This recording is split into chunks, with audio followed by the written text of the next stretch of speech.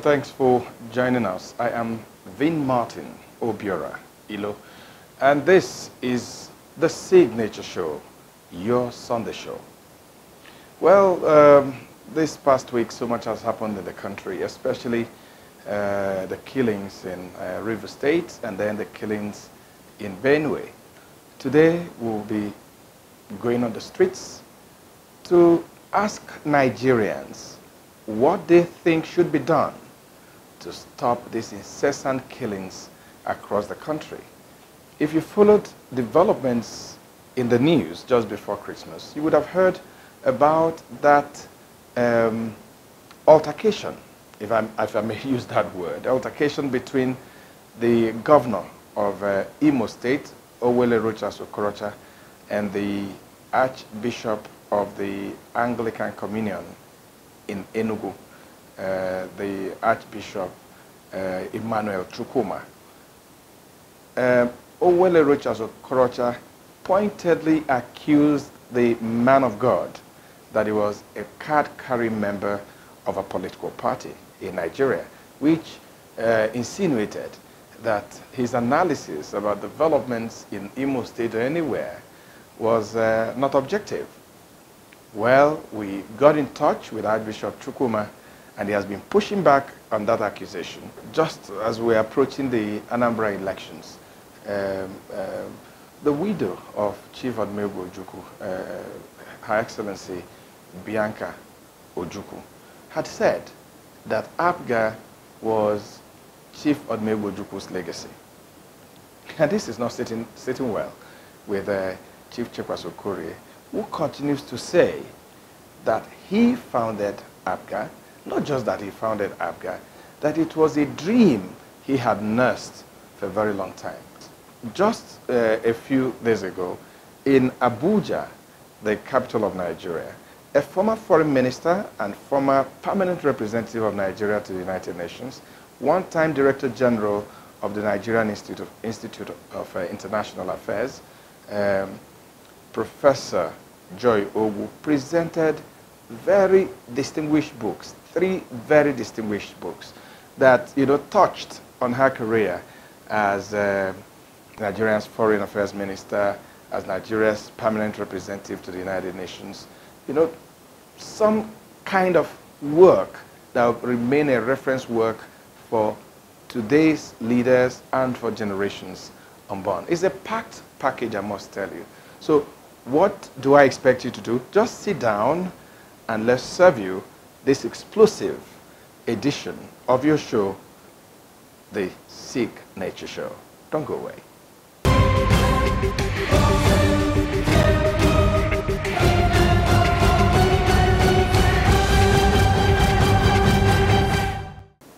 We're glad to know you're with me on the show and that you're ready to be served all the interviews and all we have on our package this afternoon. Well, I did tell you that there was a controversy about this accusation by the governor of Imo State that Archbishop Emmanuel was a card-carrying member of a political party. Well, if you know Archbishop Chukuma, you know that he's always an exciting guest in any interview. He does not take prisoners.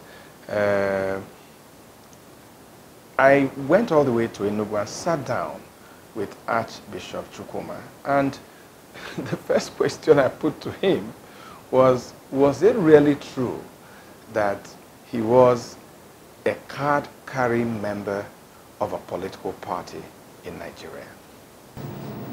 Thank you very much. The answer is simply no. Because as far as I'm concerned, no political party in Nigeria will say that it has my name as a registered member. The unfortunate thing about Okorie is that he has refused to understand the position of a religious leader, that we are the advocate of the masses and the conscience of the nation. Desmond Tutu in South Africa never belonged to any political party, but he fought for the survival and freedom of his people. And for me, as a bishop, this is my 28th year as a bishop in Nigeria. I'm an old bishop. I've worked in the West, I've worked in the North, And I'm in the East. I'm from this area. And so there's nothing at all that concerns Nigerians that I will not speak out. Because we are leaders and shepherds of people. And people are under the leadership of people in government. There are many things they are undergoing, like suffering, no salary, no employment, and I have to speak out to let the government know that people are not happy with what's happening. That does not mean, therefore, that I belong to a political party.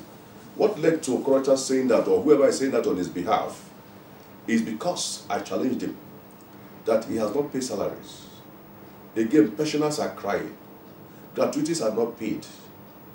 And even the workforce in Imo State is absolutely nonsensical. Businessmen are crying. Shops are broken down. Nothing. I mean, you can't tell me you're doing something and where people are not happy. To the point you are even creating a sort of a commission or probably a ministry for happiness. Who is sad? All these things he has not addressed. He has left the issue and trying to address party or no party. That is not the issue. The issue, has he paid salaries? Has he paid pensioners? Has he paid gratuities? Every week there's party. There's molding of senators, molding of images of people, spending the people's money. And I'm challenging him, and I say, he should be called to caution. And I'm cautioning him. Because if it doesn't take time, I'm out to lead the church in Imo State for revolution. I will instigate the bishops to do that. And if it doesn't take time, he's going to see the worst of his time. The question is, the people are not happy. He should answer the question, not political party, not card carrier. I knew how he started from Jos. I was a bishop in Bauchi. What is his achievement? No, but Okorocha says he has done so much, that he has done better than all the other governors in Imo State in the past put together. I think people in Imo State should have the position to speak better. We go to Imo State. Many of the roads are absolutely in a dilapidated situation. Okorocha is making noise for nothing. He's doing nothing, and I challenge him. I went to him by saying the other day, there's only like roads there. The Okigwe road that he said he was controlling to Angara, it's a disgrace for those claims that are doing a sort of what you call double carriage. As far as I'm concerned, I challenge Okorocha. Let him tell us. It's not a matter of building and destroying structures in the capital and say they're building something. Go to the other parts of Imo State. Okorocha did nothing. Okorocha is not working, and I challenge him. Has he paid salaries? What has he done to the rural areas? I mean, he should be called back to his senses, and I challenge him. If the religious leaders in Imo State are not doing something, I'm saying right now, all religious leaders should speak out, and they should stop being complacent. There are members in Imo State that are suffering. And I'm out to speak because I belong to a state of collegiality of bishops. Right now, I'm even the chairman of the Joint Council of Bishops in the whole east of the Niger, or bishops of Anglican Communion. So whatever concerns Imo State concerns me, because we are the same. And of course, in Southeast, as patron of Southeast CAN chairman, as Southeast CAN, I'm a patron and a former chairman of Southeast. People come to complain to me here. If other bishops are not speaking and I'm speaking, does that mean that therefore that I'm a card carrier? I think he should respect himself and know that the bishops are the prophets of today. And I'm speaking to him that he should please see to the welfare of the workers in Imo State. That's all. And that is what he should address. Not card carrier. I'm not a registered member of any political party. If PDP is not doing well, I will attack them. If APC is not doing well, I'll attack them. If APGA is not doing well, I'll attack them. All I know is that we want good governance. And I mean it, that if Okorocha, the governor of Imo State, my very good friend, can show and can be able to show any evidence of my being registered to any political party, I will resign and then go into full politics. But if not, I need an apology for that. You mean that? Oh yes. If you can show any evidence that I'm a registered card member or card carrier of any political party, I bet you I will resign as a bishop. And I mean it. Let the whole nation know about it. Okay. Okorocha has tried to justify. I mean, you said something about creation of a ministry of happiness. And he says it's very, very important in Nigeria today. What would you have against a ministry of happiness if that is going to help the well-being of the people? Now, where is that ministry going to fit in the structure and ministry in the federal structure. Where is going to fit in? Wherever or where in any of the states in Nigeria have you ever found any ministry called Ministry for Happiness? Then there should also be a ministry for sadness. But Okorie says he's a trailblazer, so he's starting something new. Starting something, and who is occupying it? He's a self-centered man. I think he doesn't know what he's doing. What is Ministry of Happiness going to do? What happiness are you creating when you have destroyed the shops of the people? When you're not paying salaries? When you're not paying pensions and gratuity? When people are lavishing in abject poverty? And even crime is increasing in Imo State. Go and find out. There's high rate of crime in Imo State than any state in Southeast now. So what happiness are you creating with the Ministry of Happiness? I think it's an antithetical statement, and also it's very much antithetical to the government he's running, and it's unacceptable. It's absurd and ultra biased. Your Grace, a lot of people say you're being too hard on Okorie, for instance. Yes. There are a number of other governors in the Southeast. Yes. That their people, those they rule, say they're not doing well. And they say they've not heard you talk about these other governors. Which governors? Which governors are the governors? Look, listen to me. As far as I'm concerned, I relate to all the governors in the whole of Southeast. None of them is out of their head than Okorie. And I speak to all of them one by one. I'm in touch with all of them. If you're not doing well, I tell you you're not doing well. Okay, if you talk about that, in Enugu State, the governor is paying salaries. In Ebonyi State, they are paying salaries. In Abia State is another problem that I know, but not as much as Imo State. Then the worst is Imo State. Tell me which other governors. And many of them as they are, none of them is arrogant as this man. None of them is so much outrageous in spending than this man. The man is not behaving like an Igbo man. And people call him Okorie. I knew him when he was, I know him when he was in Jos. We grew from being selling a car to Kuba. I was in Bauchi as bishop. He was nobody when I was a bishop 28 years ago. Okorie was nobody. So as I'm concerned, I feel that starting from a humble state, you should not use the government resources to be able to blow himself up. But Your Grace, at what point did we have this point of departure between you and Okorie? At what point did this yummy relationship, at what point did it go so? We have never yummied. And Okorie will not say I've ever collected any kobo from him or begged him for any money. I don't beg money from politicians.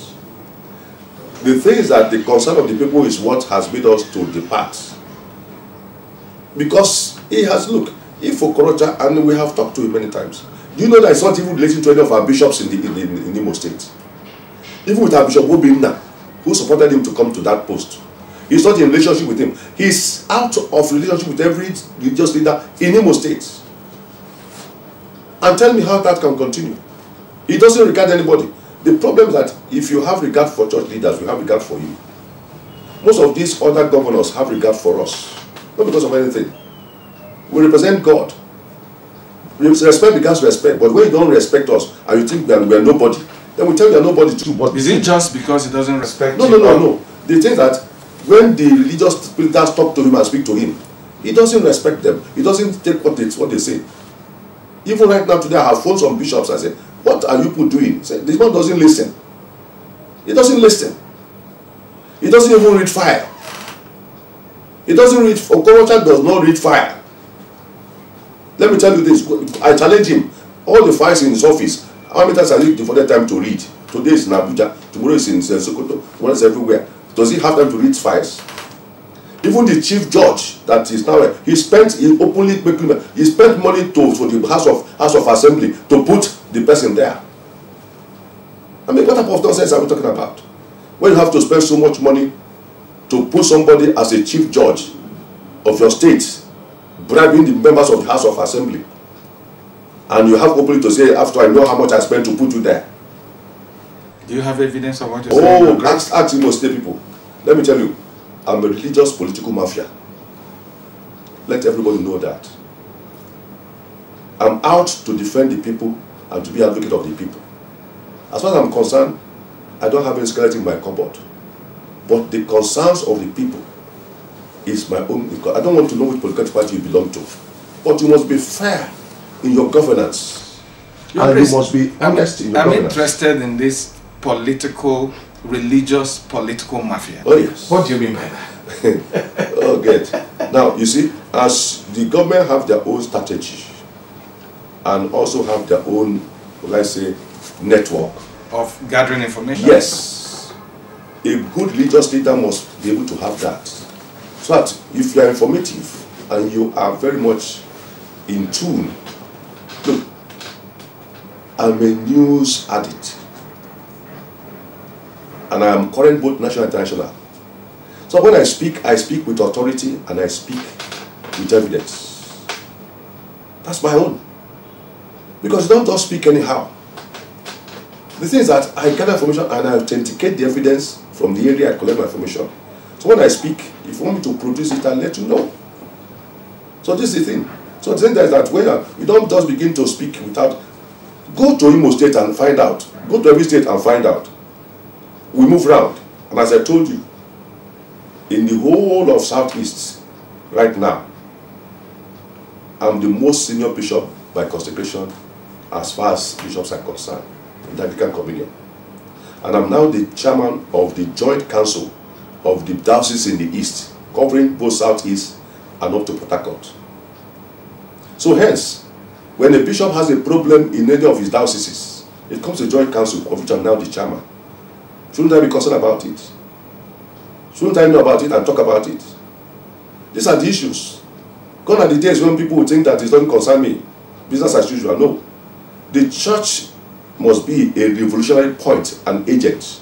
Your Grace, I've heard some people say that when everything is good between you and a political leader, maybe a governor, and he's taking care of your needs and all that, he does no wrong. No. And when there's a governor, a political leader who is not, doing all those for you, then you start picking what? Listen. What does any governor or any political person do for me? Ask my members. Nothing. Do you know I'm here in Enugu? I don't have a single plot of land. Go and find out. I don't have a single plot of land. Go and check my account. How much is there? Any money I get from people, I use it for charity. And I don't go about begging politicians for money. So there's nobody who will tell me because it's too expensive. No. I create a relationship with you and me, between you and I. But if you don't do well, I either come privately to talk to you. If you don't listen, I will blow it up. Actually, I was going to ask. Yes. Have you had a private audience with Okorocha, for instance? Does he create the avenue for that? Does he create a... If he knew and he knows, I expect him to say, Archbishop, can I have audience with you? I will come and see you. I'm going to tell him I want to see you. Okay, I'll give you appointment. Has he ever given? Even with the bishops in the Imo State, has he ever given them appointment? If you don't give us appointment, don't allow us to see you, then we'll talk and then we'll create a venue where we can talk. This is the issue. Ask if any bishop, even from the East, even the bishop who is Cyril Okorocha, who is there in Okorie, do you know he doesn't have any relationship with any good relationship with Okorocha himself, who is the governor? This is the issue. None of the bishops.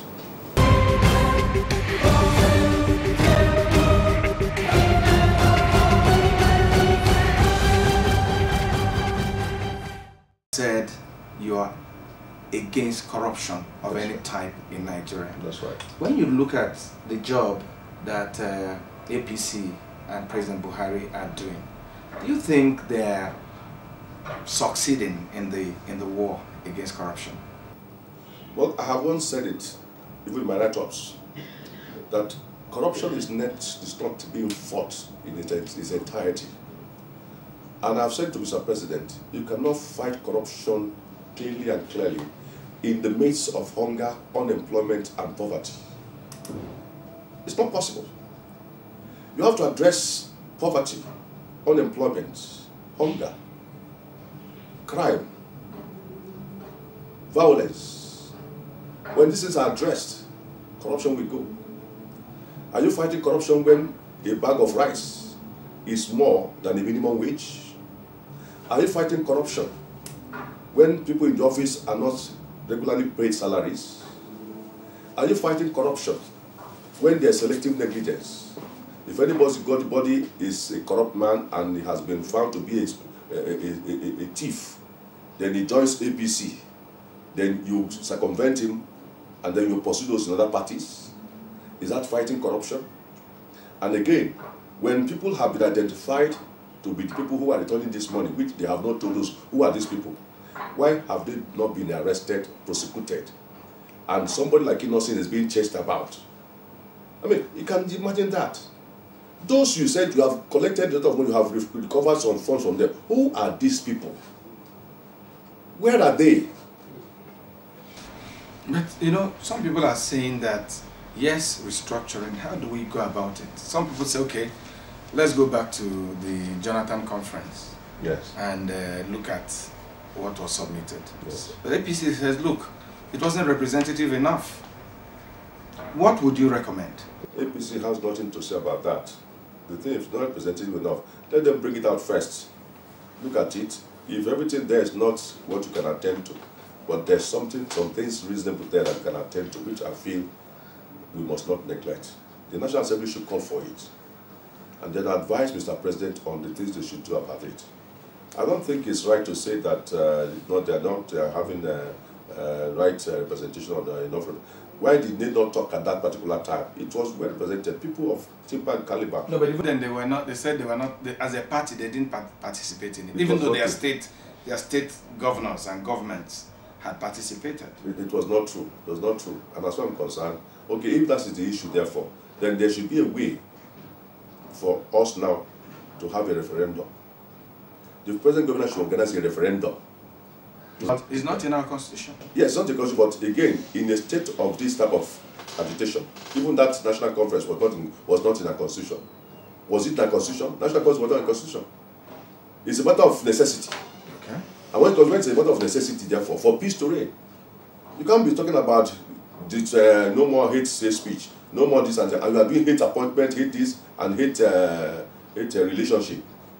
There must be a necessity for which something has to be invented to create that atmosphere of peace. We want to live together. And that's why, again, I say the peaceful coexistence of this nation is negotiable. The unity of this nation is negotiable. To say it's not negotiable is not right. Because we have to negotiate. If you don't negotiate with me, I'm going to agitate. If you don't negotiate with me, then we don't live in peace. If you don't negotiate, then we continue to suspect each other. These are the things. You have to negotiate and find out, my brother, what is the problem? Why are you annoyed? Why are you feeling marginalized? And why are you feeling neglected? Or why are you feeling that I'm cheating you? We talk about that, negotiate, and then we now settle and find a way of where we can come to a round and a center agreement. That's what I'm saying about. We're not quarreling about anybody. We are all brothers and sisters. We have intermarried, we have interrelated. I have many Northerners who are my very good friends, who Muslims. They haven't been the Bishop of Bauchi before. Very nice people. And Igbos too. And most of the Northerners are here in Yorubas. For me, I have lived in 3 regions of Nigeria. I cannot at all disengage from being a friend of the Yoruba man or your Hausa man. They are very nice. But see that we must disagree to agree, misunderstand to understand.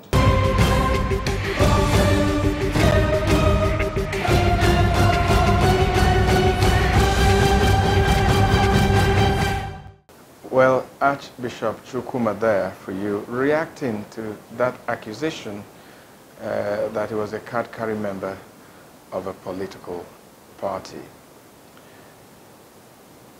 Just in this passing week, we had so much killings across the country. The most spectacular ones were the ones we had in River State and the one we had in Benue State. Of course, the victims of that killing in Benue State were buried just a couple of days ago, a state burial, a mass burial, which had many very important personalities attending. But when you talk about these killings, what are the ordinary Nigerians saying about it? Our crew hit the streets, and this was what we came back with.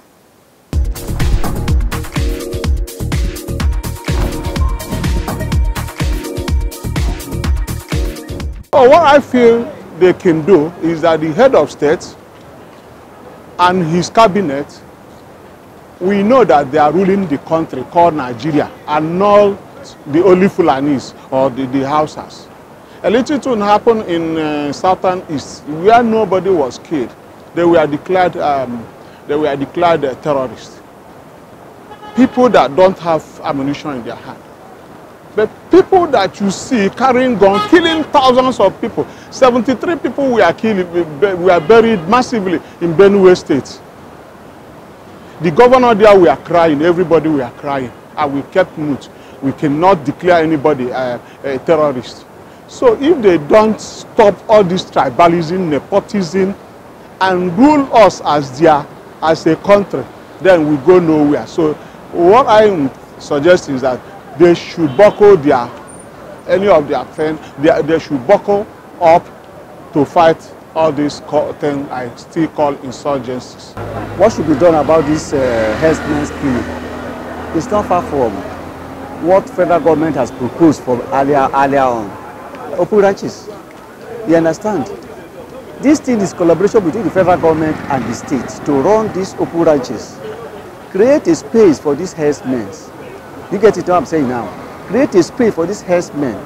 If it warrant local government by local government, let's do it for the peace to reign. What the government is supposed to do is just to send some military personnel to some states where the Fulani herdsmen do take people's life.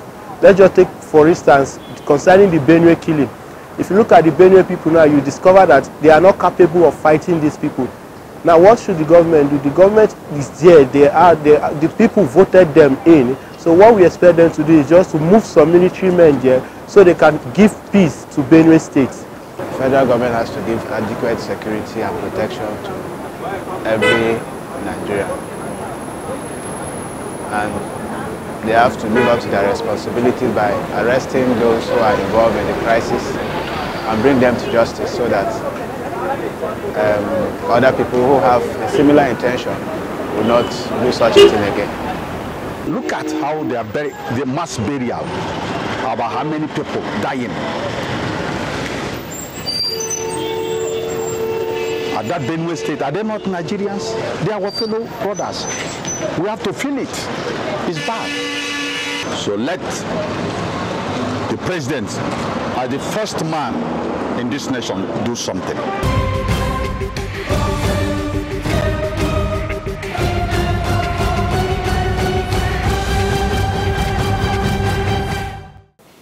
You're watching the Signature Show, and Chief Chekwas Okorie spoke with us about his position on the claims by Her Excellency Mrs. Odumegwu Ojukwu that APGA was a legacy of the former Biafran leader. Well, actually, I was thoroughly disappointed when Ambassador Bianca Odumegwu Ojukwu, the wife of late Dame Chekwas Okorie, made that statement that was clearly mischievous.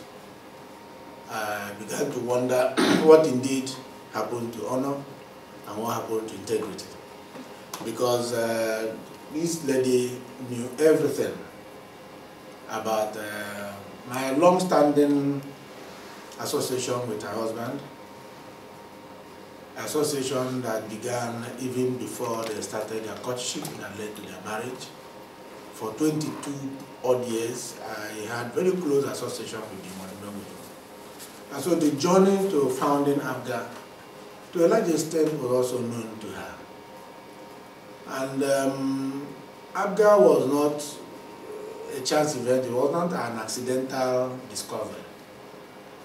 It was a product of some dream and desire.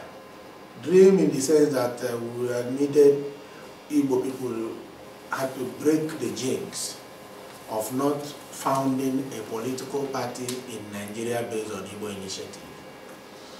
And I found that none was founded on those terms before we began to make our effort. And Bianca, Mrs. Odumegwu is a lawyer, well exposed, well trained, and she knows what it means to found. To found is to initiate. To form can involve many people, but it takes one person to initiate a project, and then it takes many people to form it, to bring it to fruition. So I had initiated this effort to found a political party, a national political party, based on Igbo initiative 3 times, 1996, 1998, and then 2002. It was the other 2 did not succeed for reasons that is for another day. For the 3rd attempt, due to perhaps what many know me for, consistency in whatever I believe in, I went for the 3rd time, and my associates, some of them are still with me, believed in that dream, and we succeeded. When we succeeded, it was like achieving an impossible task. It was so well received by the Igbo people, even by the Ojukwu himself. Then we proceeded to now late Dr. Alex Ekweme's place, who told me before the media people that accompanied me, they said, Chekwas, it will only take a possessed man to achieve what you have achieved, based on the number of times you have consistently insisted on this, and we thought it would be possible, and here you are. That was the way he acknowledged it. We moved from Dr. Alex Ekweme's place to now still the retired Justice Ozobo, who was the President General for Hanes Ndibo at the time. His own was another emotional drama, because he first stopped us at his gate to rush in and brought out a giant bottle of champagne, opened it, and poured nearly half of it on my feet. Told me to remove my shoes. And he was making incantations and making speeches, and said if he died that day, he will now know what to tell Dr. Azikiwe and Dr. Michael Obara where he would meet them. That his eyes saw a party that Igbo people could call their own. And this was happening on the 26th of June 2002. Because the party was actually registered on the 24th. 30th of June, a few days after, was the first Ohanese general meeting at Asaba. I took the certificate there and presented it to the General Assembly of Ohanese. It was another big reception. It was there and then that Justice Ozobo announced that I will be given the title of Obatuleni Ndibo. That is the person who killed an elephant for his people. A month after that Ohanese meeting again came up at Abakaliki, where he now actualized that pledge, and I was so confirmed with that title. So that as we speak, I am the only person, living or dead, that holds an Ohanese title as a result of that accomplishment. So it wasn't something that was done hidden.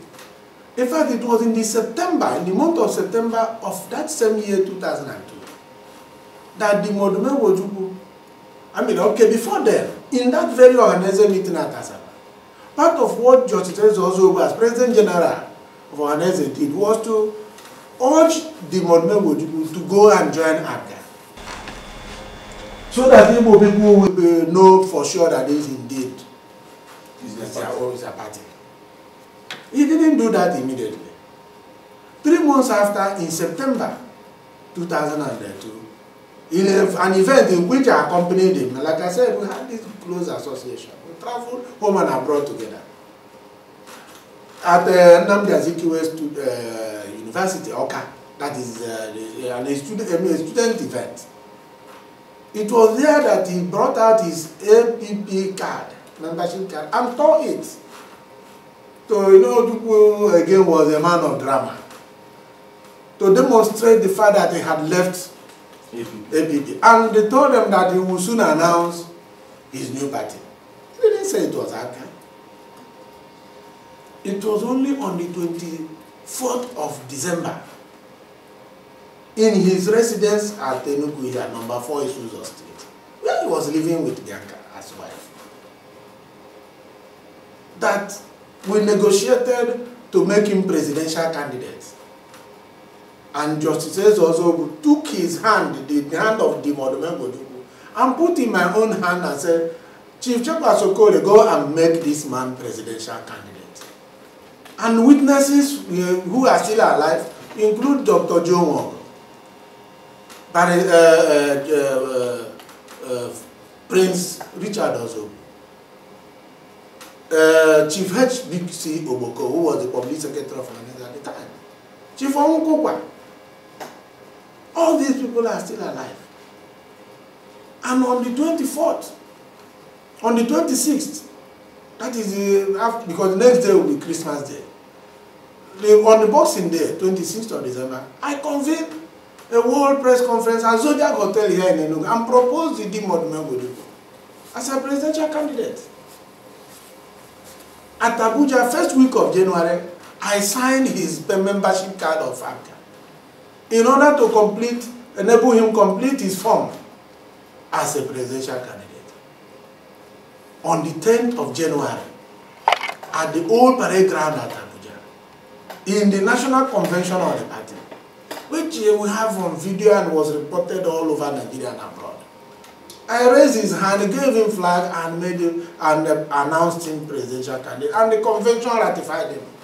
So, throughout the Dimodumengo Ojukwu's life, he never for one day laid claim to founding APGA, because it would have been. No, but what the wife said was that APGA was his legacy. How could it be his legacy if he didn't found it? How on earth will maybe his association, maybe his coming in and the milestones that came with his. No, it makes no sense. Nobody joins a thing, it becomes his legacy for joining. Mm-hmm. You know, I've never seen that. If you ask me, his legacy was the defunct Biafra. And he had other accomplishments that he could refer to. For instance, his father's wealth cannot be his legacy. That is why it's a matter in dispute in court. Because his father's wealth is his father's wealth, which is owned by the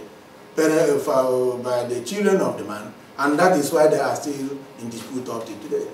So, how can something I founded? There couldn't be two persons to lay claim to APGA as his legacy.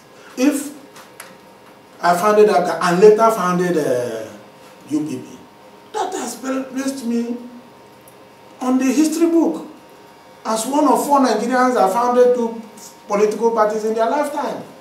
But if APGA suddenly would turn to become Dimodumengo Ojukwu's legacy, then that other claim that I founded 2 parties I would not stand. So it couldn't have been his legacy. But there was no doubt that APGA was already well known and well celebrated by the time he joined. But he was indeed an icing on the cake. There's nobody that can take that away from him. Yeah. Coming into APGA gave it new life and new relevance, and it spread faster and grew faster. All of his contributions in terms of his stature, charisma that he brought to bear on APGA cannot be taken away from him. But please don't give him what is not his. Well, you know, when we talk about APGA and Chief Chekwas Okorie, it's a story of ups and downs. Yeah. Especially to the point where you had to leave APGA.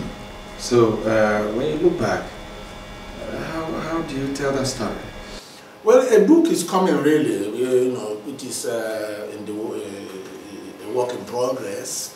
But because you have asked, I pity my Igbo people more than I pity myself.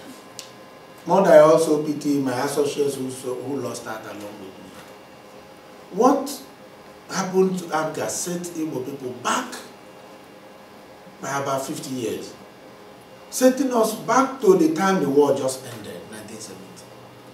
Because we had launched out to a new political relevance in Nigeria. And it was expected that with Anambra in the kitty, having won Anambra, that subsequent election in 2007 will give us the whole of the South, the remainder of the Southeast.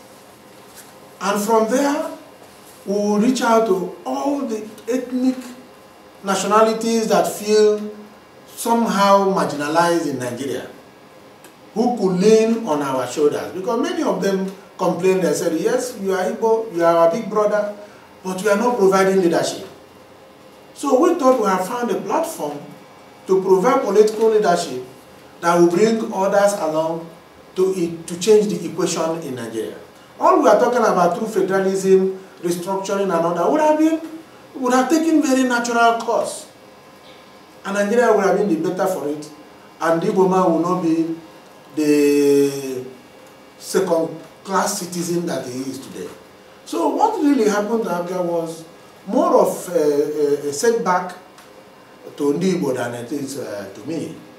Yes, there's no doubt as a person that I also lost mileage and some comfort and purposes that ought to have come with that accomplishment. But I am more concerned about what my people lost. And so that was what, and those who hijacked it. Because I remember a cover story by the Newswatch magazine at that time that immediately captioned it, "Coup in APGA," with the photograph of the Modimo Wodugu covering the page and my own photograph at the one corner of the front page. And they saw it clearly for what it was. It was a coup, a political coup d'etat. And so, those who hijacked it did not share in the vision. They saw it as a cash cow that they could use to, some people recently now call it ATM. ATM wasn't popular then. And that is why the party has not grown beyond one state for a period of about 15 years. It has remained in one state.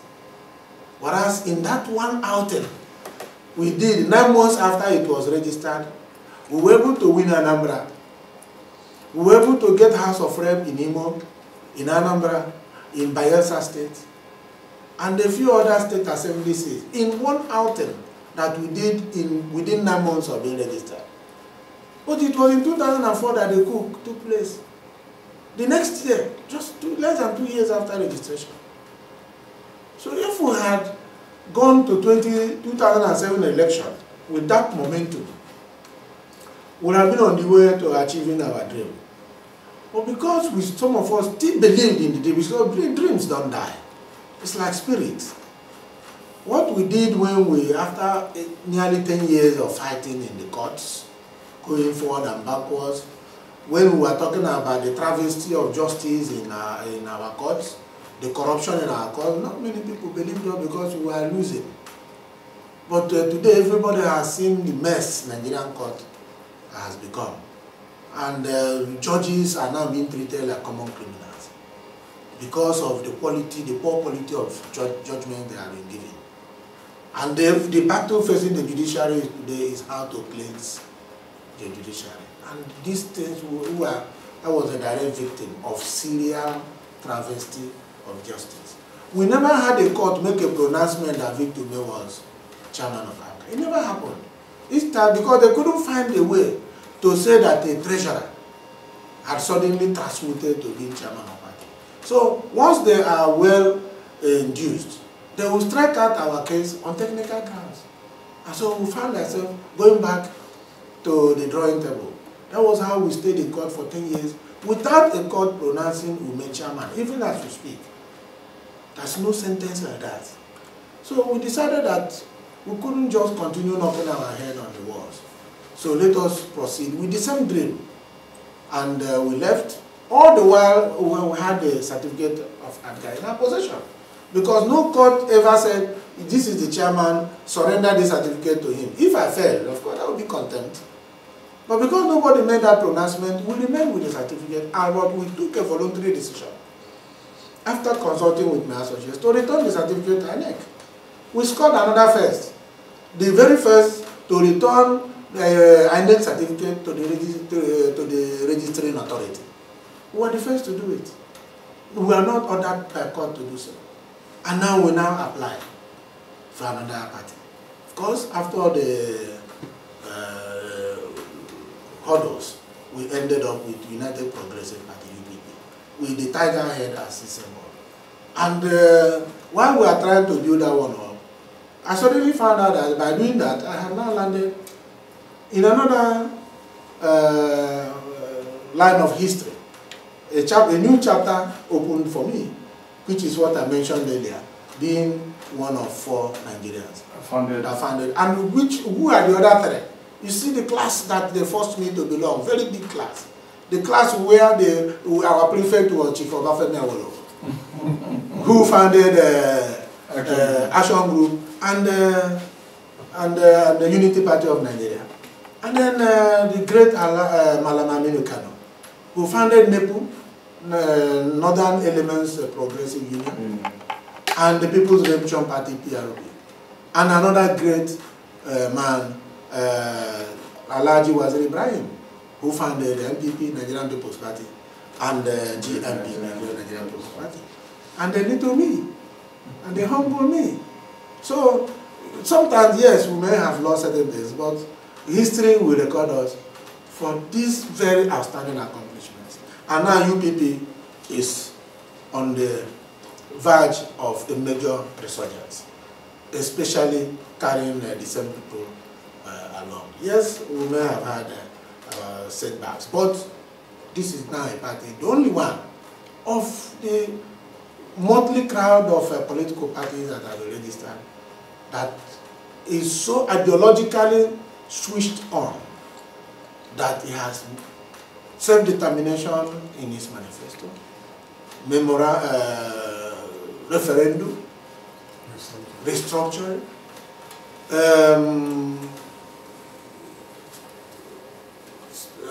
restructuring, devolution of powers, state police, community policing, the highlights of what contained in the 2014 National Conference and more. We have captured in our manifesto and the objective principles of our Constitution. So we are now ideologically separated from the others.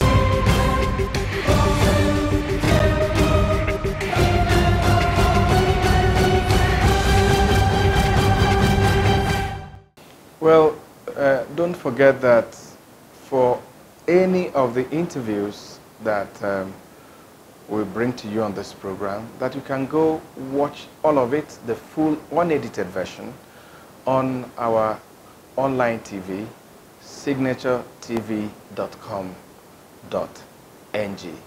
When you do that, you hear everything.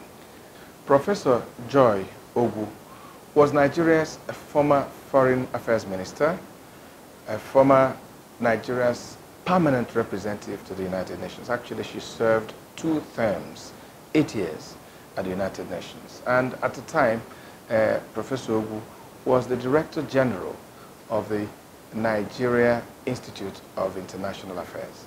As a young reporter, I remember interviewing her in Lagos, and at that first meeting, I found her very, very interesting, not just interesting, but also very, very brilliant.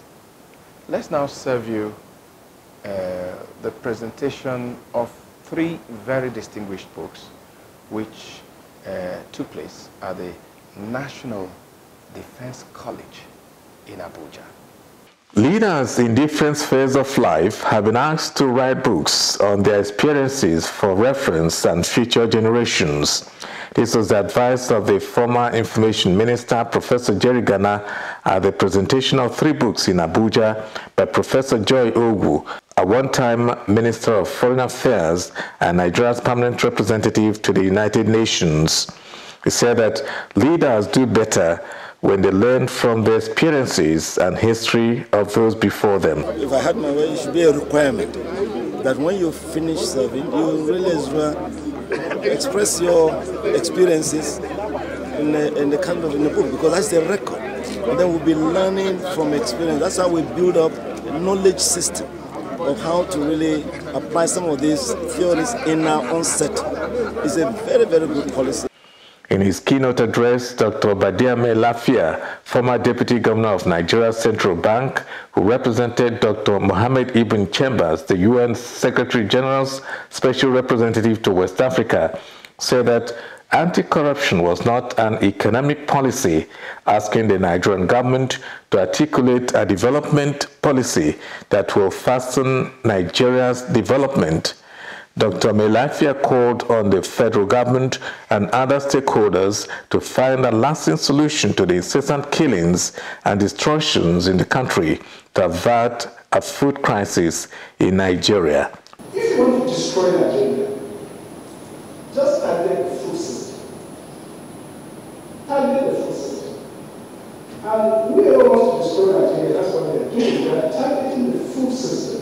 Create an agrarian crisis through arming some people, setting them up in the rural areas, wildcats, and get everybody one time.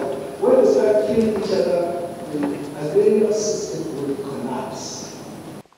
The book focuses on some aspects and experiences which Professor Ogu garnered in her career, especially her years at the United Nations, building bridges, Nigeria's stewardship in the Security Council 2010 to 2011, anatomy of a consensus and leadership, democracy, and the challenges of development. I'm building the books in the name of the Father, and of the Son, and of the Holy Spirit. Speaking to signaturetv.com.ng, Professor Ogu said her decision to write the books was the need to leave a reference for future Nigerians, especially in diplomacy. She said for a country to be effective internationally, it must do the right things domestically, advising that it was time Nigerians paid more attention to citizen responsibility and loyalty to country rather than their rights. One of the defects of decision-making in developing countries is that they never draw models from events or previous decisions. So scholars cannot really analyze effectively. They begin to analyze in a vacuum because precedents are not recorded or disseminated or even examined under the microscope.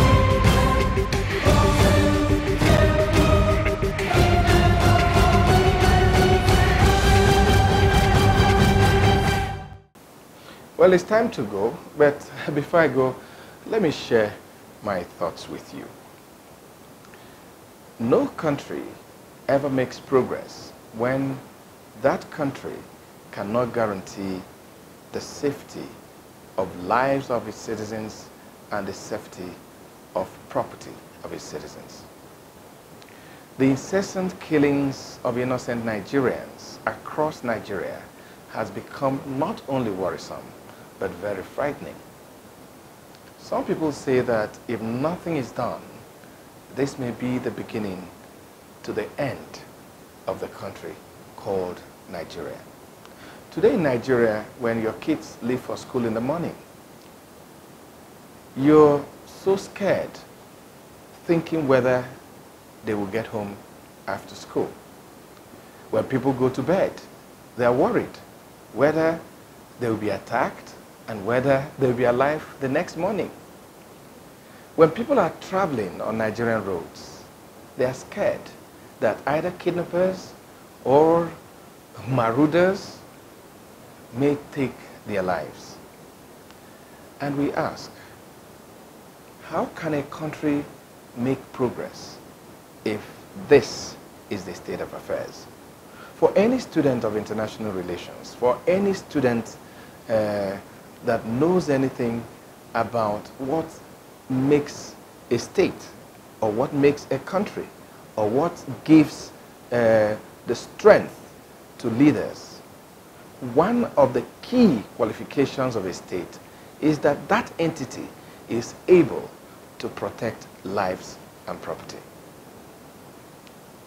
The unfortunate thing about what is happening in Nigeria is that it has nothing to do with APC, PDP, APGA, or any other political party.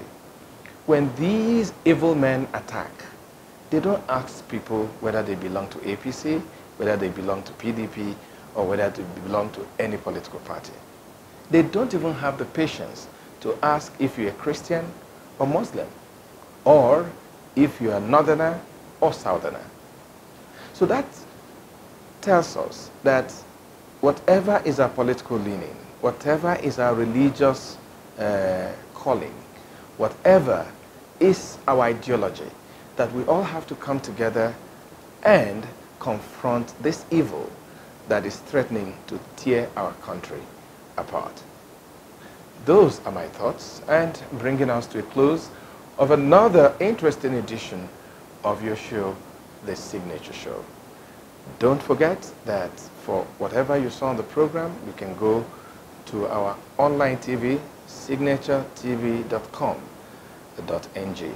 You can also visit any of our social media portals. You can either send us messages.